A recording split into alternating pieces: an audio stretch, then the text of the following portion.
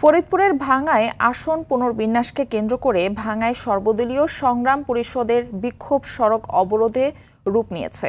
বিক্ষোভকারীরা ফরিদপুর, বরিশাল ও ঢাকা খুলনা মহাসড়কে অবরোধ করেছেন। এতে ঢাকার সঙ্গে দেশের দক্ষিণ পশ্চিমাঞ্চলের ২১টি জেলার যানবাহন চলাচল বন্ধ হয়ে গেছে। সকাল থেকে সড়কের পাশে দাঁড়িয়ে বিক্ষোভ করলেও বেলা ১১টার দিকে মহাসড়কের উপর টায়ার জ্বালিয়ে বিদ্যুতের খুঁটি ফেলে বিক্ষোভ শুরু করেন আন্দোলনকারীরা। তারা মহাসড়কে অবস্থান নিয়ে নানান স্লোগান দিচ্ছেন। এতে দুটি মহাসড়কে যানবাহন চলাচল পুরোপুরি বন্ধ হয়ে গেছে।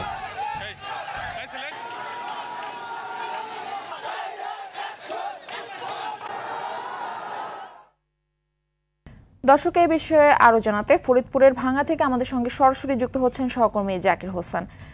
জাকির হোসেন, সড়ক অবরোধের সবশেষ অবস্থা আমাদের জানাবেন।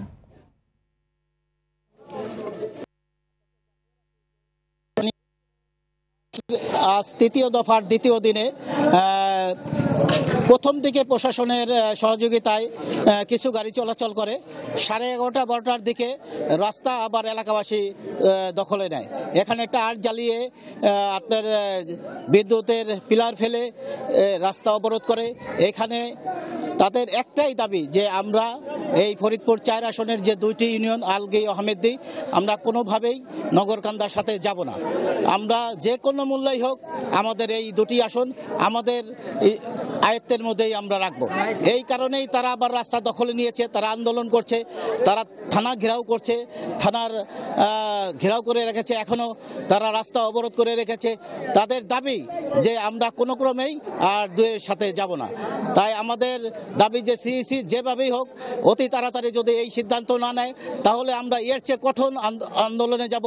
আমরা দরকার পড়ে সিইসি অফিস ঘেরাও করব এবং অন্য প্রোগ্রামে যাবে। আপনি দেখছেন যে এখন আন্দোলনকারীরা রাস্তা ঘেরাও করে রেখেছে, এরা রাস্তা অবরোধ করে রেখেছে। সকাল থেকেই কিছু গাড়ি চললেও এখন গাড়ি পুরাটাই এখন তাদের দখলে। তারা কোনো ক্রমেই এই রাস্তা থেকে আর সরবে না। তারা বলছে যে আমরা কোনোভাবেই এই কারণেই ফরিদপুর থেকে ঢাকা খুলনা, ঢাকা বরিশাল এবং ঢাকা ফরিদপুরের ২১টি জেলার পরিবহন বন্ধ রয়েছে এবং তারা কোনোভাবেই এইখান দিয়ে যাইতে পারছে না। অনেক গাড়ি আটকা পড়ে আছে। বাচ্চা, শিশু এবং অন্যান্য যারা জরুরি কাজে যাইতেছিল তারা এখন রাস্তার মধ্যে অবস্থান করছে এবং তারা কোনো ক্রমেই এই রাস্তা অবরোধ ছাড়বে না। তারা বলছে যে আমরা এই রাস্তা আর এই কখনোই ছাড়বো না। আমরা চাই যে আমাদের দাবি যদি সরকার মেনে নেয় তাহলেই আমরা রাস্তা খুলে দেব, তাছাড়া আমরা এই রাস্তায় যাব না। ধন্যবাদ আপনাকে।